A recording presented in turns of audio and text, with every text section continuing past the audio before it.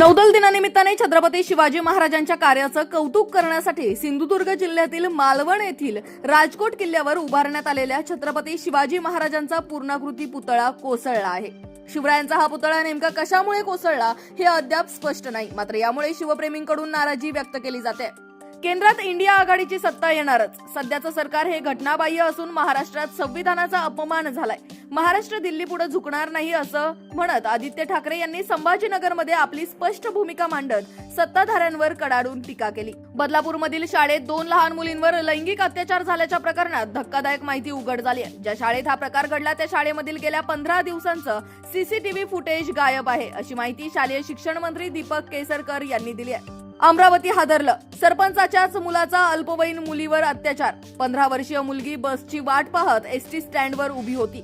तिथे आरोपीने बाईकवर सोडण्याच्या बहाण्याने तिला लिफ्ट दिली. अल्पवयीन मुलीला युवकाने मार्डीच्या जंगलात नेले आणि तिथे तिच्यावर अत्याचार केला. शनिवारी रात्री 8:30 वाजण्याच्या सुमारास ही घटना घडली आहे. आषाढ सरींच्या तांडवानंतर आता भंडारदरा, मुळा, दारणा आणि गंगापूर धरणांच्या पाणलोटात श्रावण सरींचं तांडव सुरू असल्याने या सर्व धरणांमधून नद्यांमध्ये विसर्ग सोडण्यात येत आहे. परिणामी नाशिक, नगर जिल्ह्यातून मुळा, प्रवरा आणि गोदावरी नदीद्वारे सुमारे 80,000 क्युसेकने पाणी जायकवाडीकडे झेपावत आहे. या अवकेमुळे समन्यायींचा तिढा सुटण्याची शक्यता आहे. समन्यायीची टांगती तलवार कधी दूर होते याकडे नगर नाशिक जिल्ह्याचे लक्ष लागलंय.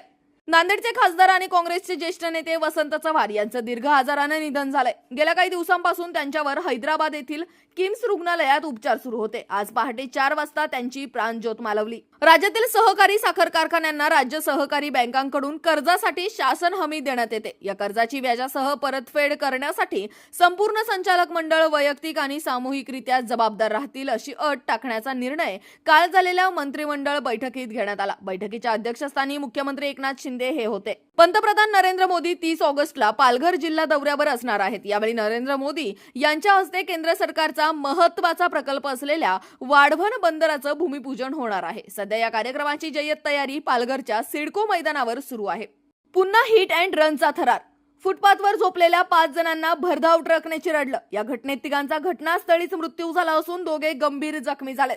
त्यांना उपचारासाठी रुग्णालयात दाखल करण्यात आले. काळजाचा ठोका चुकवणारी ही घटना उत्तर पूर्व दिल्लीतील शास्त्री पार्क परिसरात रविवारी पहाटे 3:45 वाजण्याच्या सुमारास घडली. अपघाताची माहिती मिळताच पोलिसांनी तातडीने घटनास्थळी धाव घेतली. चॉकलेटचे आमिष दाखवून तसेच नंतर चाकूचा धाक दाखवून 4 शालेय विद्यार्थिनींना 4 चाकी वाहनातून पळवून नेण्याचा प्रकार समोर आलाय.